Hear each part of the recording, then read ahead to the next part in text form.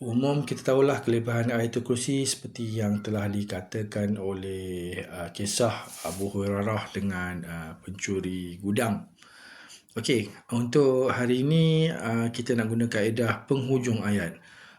Penghujung ayat ni pernah diceritakan dalam kitab Imam Ghazali, Khawasul Quran.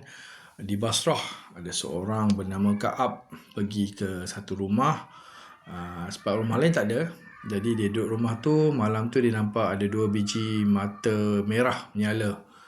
Jadi dia pun bacakan Ayatul Kursi, dan bila dia ulang ayat terakhir tu berulang-ulang kali, cahaya tu macam hilang.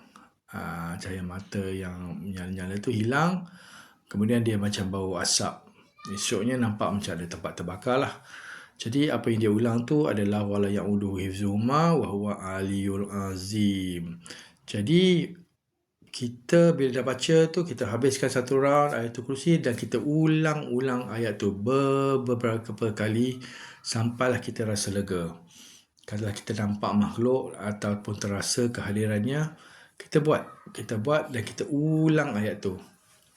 Jadi kelebihan ayat tu sendiri, kita nak kena faham dia ada satu clause dan satu hukum bahawa Allah yang maha tinggi lagi maha besar. Jadi katalah makhluk tu datang tunjuk kuat, tunjuk hebat, dia tunjuk tinggi 7-8 kaki tinggi, tapi dia tidak boleh melawan hukum tersebut kerana Allah yang tetap maha tinggi lagi maha besar.